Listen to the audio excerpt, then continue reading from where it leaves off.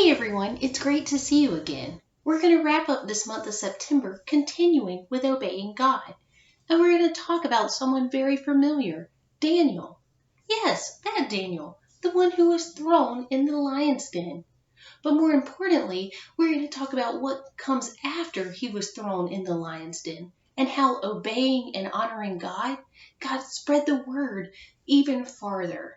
So let me tell you a little summary of Daniel chapter 6, thinking about Daniel in the lion's den. King Darius chose 120 royal rulers throughout his kingdom. He also chose 3 leaders to watch over them. He chose Daniel as one of these leaders. Daniel was trustworthy and honest, and the king planned to put Daniel in charge of the whole kingdom. So here's Daniel, one of these 3 main leaders, looking over things for the king. The other 2 leaders were very jealous. They watched for Daniel to do something wrong so they could complain to the king. But Daniel was good at his job, and they couldn't find anything against Daniel. So the leaders decided they were going to do something, and that if it affected Daniel, it had to be about God. So they went to the king and they said, "Hey, King Darius, you should make a law that for 30 days, no one can pray to their God or to anyone else except you. So if someone breaks the law, they should be thrown in the lion's den." So King Darius agreed, and he made this a law. For 30 days, you weren't allowed to pray to anyone but the king. So when Daniel heard about the law, he went to his house, opened his window that faced Jerusalem, and he got down on his knees. There he prayed to God 3 times, at least 3 times a day, just as he's always done. So Daniel wasn't really affected by the law because he knew he was going to obey and honor God and continue praying to him. So then one day the leaders see Daniel praying to God. They hurried to King Darius and they said, "Daniel's ignored you. King, he's praying to his God." And they said, "King Darius, you've got to throw him in the lion's den." The king was upset, but he knew the law couldn't be changed. As Daniel was thrown in the den, King Darius said, "May the God you serve rescue you." A large stone was placed over the opening of the den, and the king sealed the stone with his ring.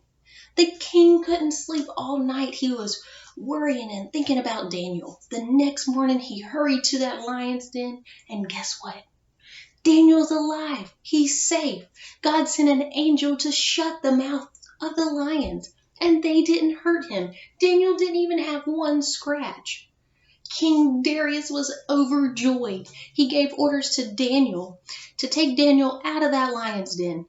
He wrote a new law that the people in his kingdom should worship Daniel's God because he is the one true God. He's the living God, and he rescued Daniel from those lions. So let's look back more specifically at Daniel chapter 6, verses 25 through 27. And let's see how King Darius changes his thoughts, his thinking process about God here at the end of our story. King Darius wrote to the people of all nations, no matter what language they spoke. He said, "May you have great success. I order people in every part of my kingdom to respect and honor Daniel's God. He is the living God. He will live forever. His kingdom will not be destroyed. His rule will never end. He sets people free and saves them. He does miraculous signs and wonders. He does them in the heavens and on the earth. He has saved Daniel from the power of the lions." So, what happened because Daniel chose to obey God? Yes, he was saved from the lions. Remember, he got thrown in the lion's den because he was honoring and obeying God, and he continued to pray to God from his house. But think about what happened to King Darius because Daniel obeyed. Not only did King Darius start believing after he saw this wonderful thing God did when he saved him from the lions, he also ordered the whole nation to honor and obey God. King Darius told the entire kingdom that they should honor God.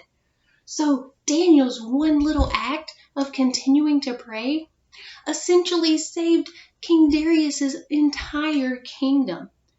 So what about us? If we're honoring and obeying God, are we spreading the good news and sharing that with others? Do they see that in our lives? And maybe their lives are changed too? You know, when we're honoring God and obeying Him, we've got a big job. You know, since He saved us, we also have that important job of sharing that good news with others. Daniel was able to help save all these other people. And what can our lives help save? Think about that. The next time we're at school, the grocery store, anywhere, is God shining bright in your life? Do others around you see Him radiating from you? Are they going to be encouraged to love and honor God just as we do? You know, God sent us His Son, Jesus, and we've got a big job to do.